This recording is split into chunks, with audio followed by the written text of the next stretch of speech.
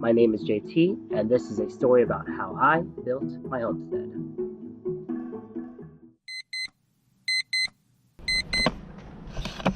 Hey guys, welcome back to another episode of JT Time. JT here. We are back at the house today. It's a Friday.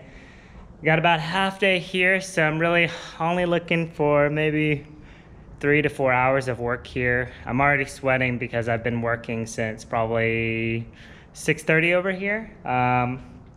Let me show you guys what I did so far, and then we'll transition into what I plan on doing. So what I did this morning was I did work a little bit on my daytime job, so that kind of kept me busy for about an hour and a half or so, and then for the last 30 minutes or so I actually was cleaning up the interior of the house.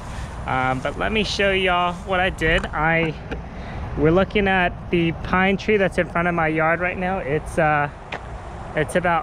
pretty old actually. It's maybe 4 feet in diameter. They call it caliper. But I still don't have power to my house. I don't know.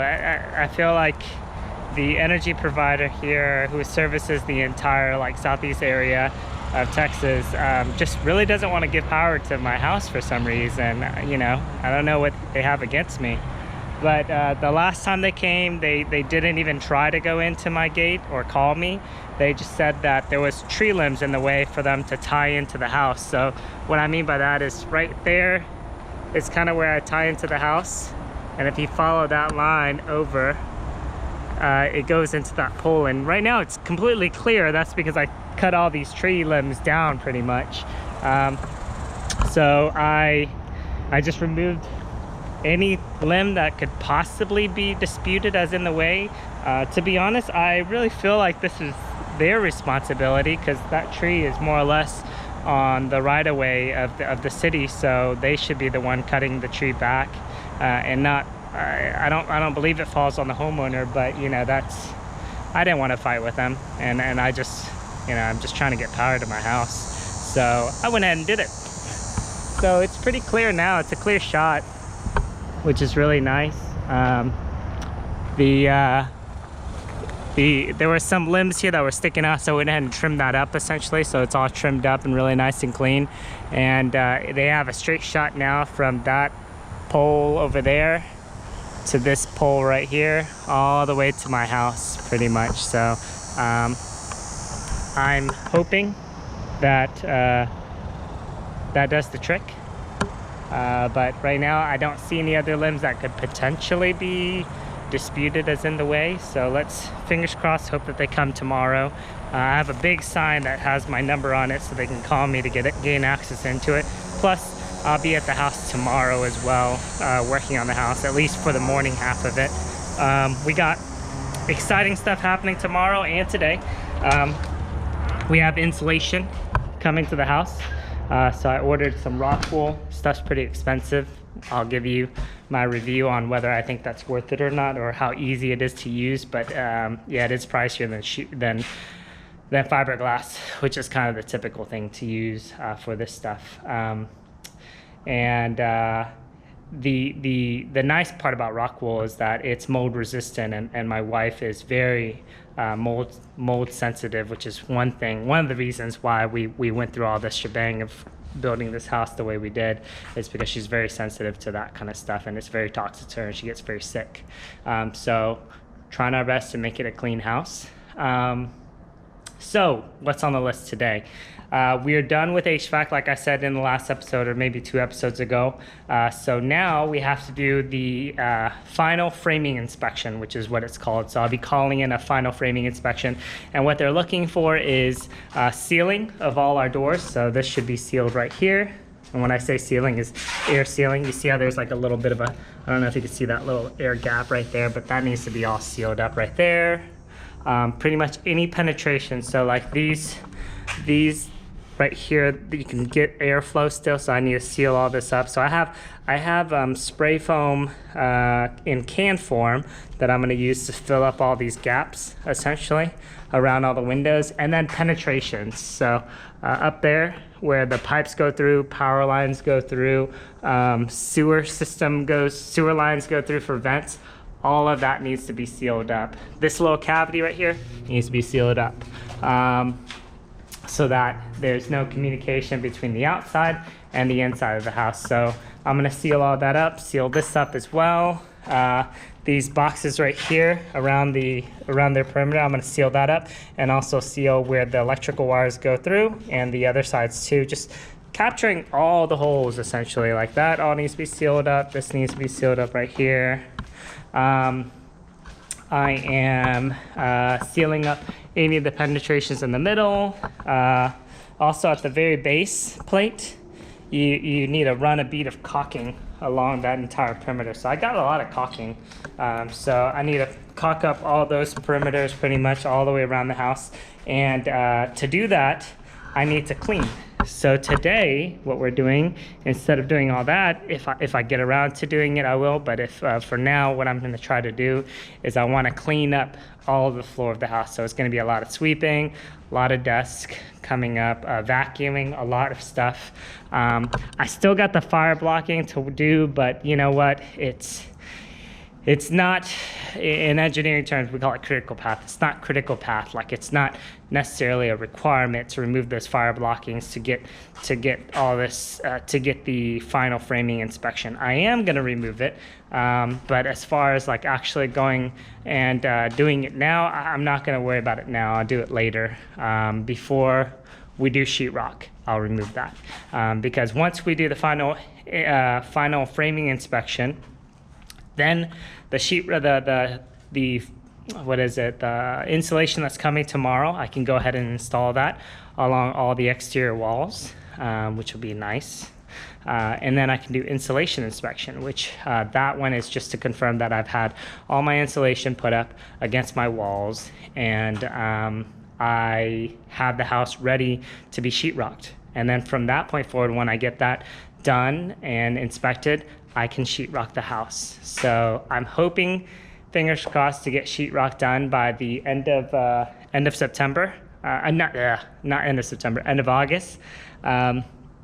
So hopefully I achieve that date. It requires me to do a lot right now.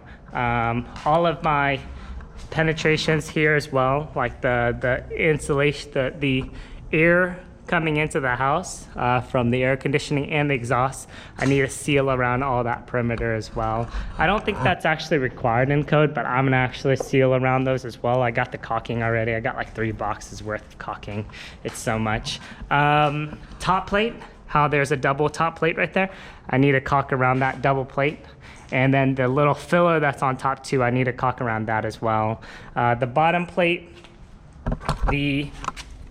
this little portion right here where it meets the cement, I need to caulk that. And then this right here, I need to caulk this as well, where the 2 plates meet each other. I think I need a caulk right here as well, between the exterior wall and this cavity. I think. I'm gonna go ahead and do it anyways. You know, you can never be too safe with all this caulking stuff. Just caulk everything, right? Why not? I did the entire outside, you know, with a little bit of caulking on the inside of the house. Best part about this is I did get a lighter ladder. Ooh, yeah, I'm happy about that. So let me get to cleaning. I got about maybe 2 hours left here, maybe 3 hours if I'm lucky. And then it's time to go hang out with family and have the rest of the day just be family day. So let me get to it. I do need to check some of the exhaust fans and make sure that they're tied in to electrical, because some of them, they're installed in such a small little cavity that if I don't knock it out now and I wait until sheetrock's up, I'm gonna regret that. I already know it. So there's an exhaust fan right there. This is for the mudroom. I didn't know this, but apparently according to the code, you're supposed to have an exhaust fan in your mudroom. If you don't, you need some kind of operating window to account for kind of air circulation. Didn't know that, so they gotta They installed it, so it's there now. And I think that's it. We're just trying to get the place ready for sheetrock. You know, it's gonna look nice when the sheetrock's up. So I'm happy about that. So let me go ahead and get started. I'll go ahead and record some of it. I mean, I'll just be cleaning. It's not really much to show you. I mean, you can see it's kind of dirty. There's a little bit of a layer of dust across the entire floor that needs to be kind of cleaned up more or less.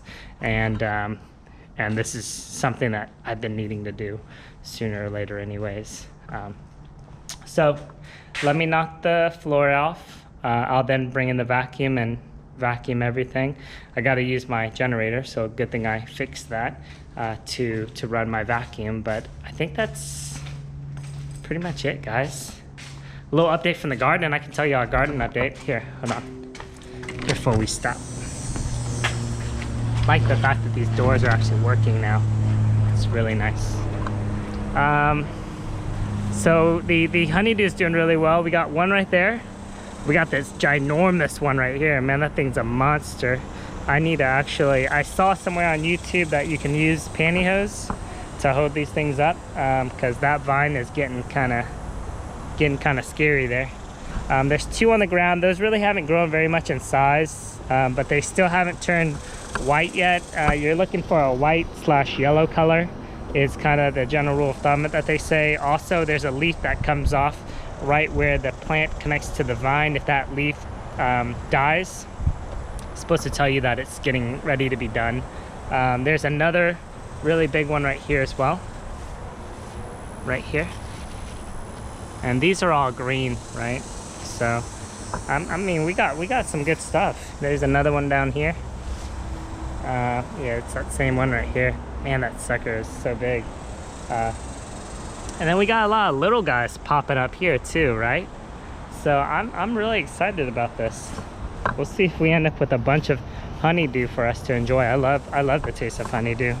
So that would be awesome if we got some. There's another small one down there as well. And you can see that I haven't been picking the weeds out of the garden, but the broccoli's doing pretty well right now.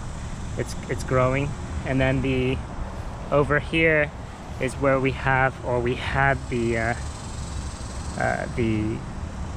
oh man, I shouldn't have did that.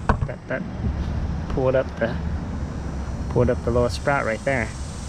But you can see the sprouts for these are beets. So this is a beet, that's a beet right there. So you can see the sprouts for the beet coming up. So I'm excited about that. Let's hope that we get some beets.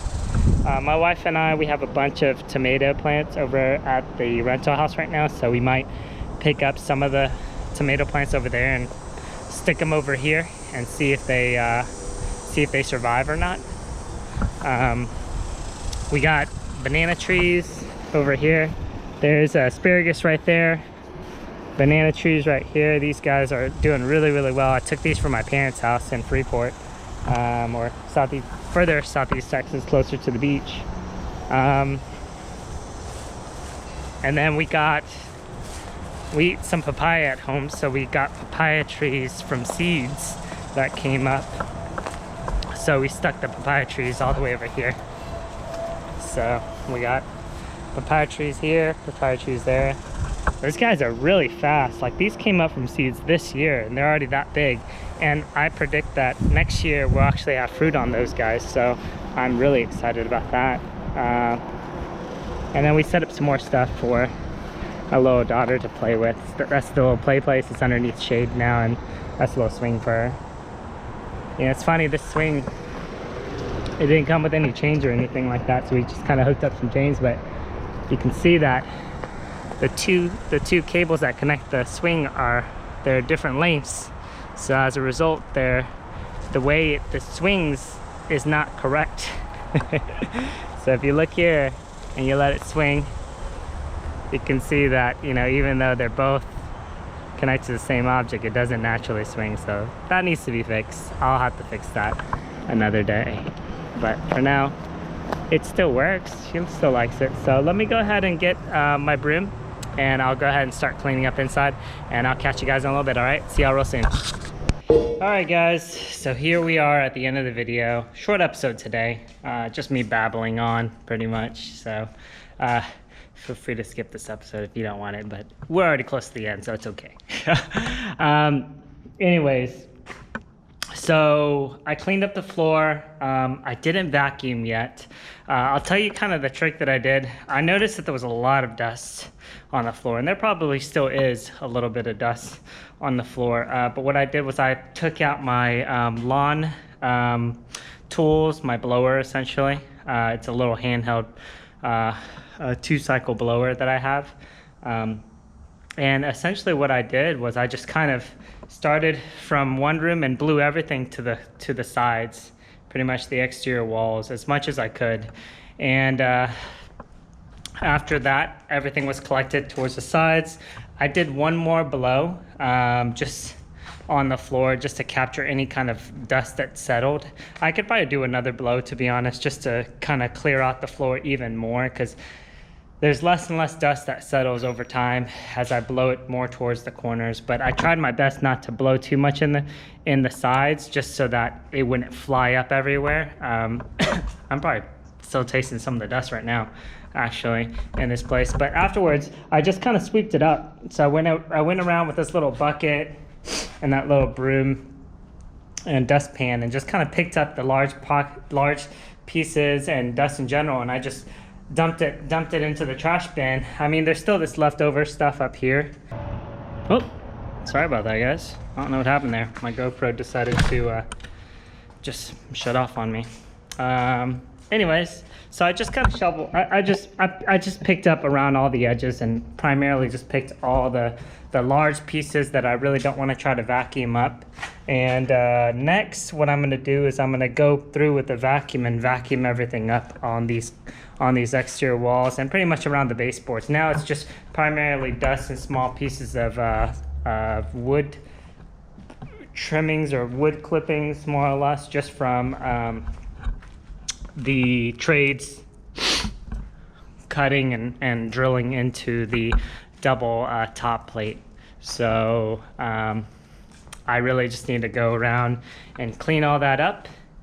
I'm hoping to do that in the next episode, and then after that I'm pretty much ready to go around and caulk the baseboards and pretty much all the, well, not the baseboards, but the base plate and the top plate and pretty much all my penetrations. So I'm hoping I can knock that out, and I'm hoping I have the foam that I can go ahead and seal up everything too, as far as penetrations go, because there's some penetrations where they just didn't use anything, like that right there. There's 2 holes right there that don't go anywhere, so I need to go ahead and seal that up. And then between the garage and the house, I need to seal up between all these joists, so I'll seal up between all of these with foam, pretty much all these different penetrations, like that big one up there. Oh man, that needs to be sealed up for sure. But yeah, that's pretty much it for today. Kind of a simple episode, nothing really informative, to be honest, just an update. So thanks again for watching, guys, and I hope y'all enjoyed the episode. See y'all real soon here on JT Time.